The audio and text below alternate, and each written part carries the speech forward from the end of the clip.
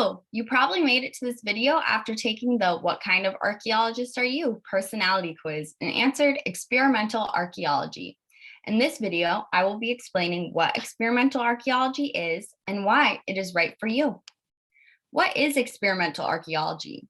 Experimental archaeology is the reconstruction of past buildings, technologies, objects, tools, and environmental contexts of past human cultures based on archaeological evidence. Using evidence from the archaeological record can better help experimental archaeologists test and record the various uses of these items and the experience of creating and living in cultures long since past. Experimental archaeologists use a variety of approaches in their work, varying from closely recorded scientific experiments in labs to more action-based experiments in open-air environments to more experience-oriented research of building and craft making. Why is experimental archaeology important? Experimental archaeology is important because it has the potential to teach about past cultures, ancient habitats, how tools were used or created, past diets, or general way of life in a different way than we can just understand from observing and recording artifacts.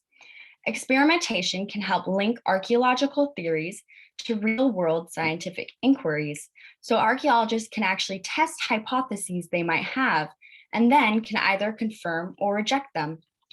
Not only can we learn more from experimentation about how ancient cultures lived, but we can also study how archaeological sites form and the type of decay and decomposition that might take place among certain site environments or artifact materials. How do you become an experimental archaeologist? Since experimental archaeology has many applications, there are a multitude of ways to apply your specific interests into your work. You might want to specialize in flint knapping and a knowledge about lithic tools, or an expertise in ancient diets, or a proficiency in past housing structures. All of these things are useful in experimental archaeology and help teach us about ancient humans. It is important for experimental archaeologists to have good listening and communication skills because experimental archaeologists often work with the descendant communities of the culture they are studying. Collaboration with modern descendant communities about their own culture is an important step in creating hypotheses and reconstructing the lives of ancient cultures.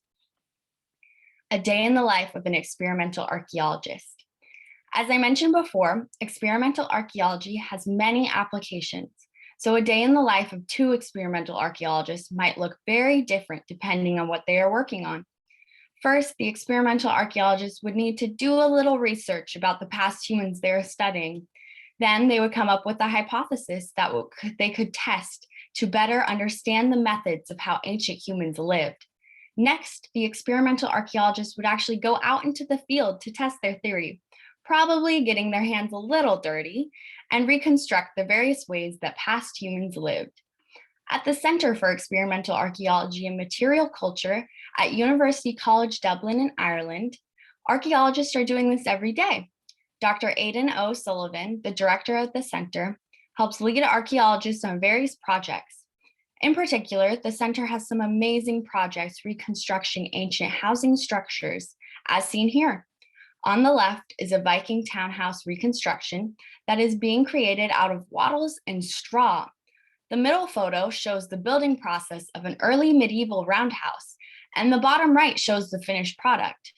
Here, archaeologists are better able to understand how ancient humans built their homes, how they could have been used, and how they will change and decay over time.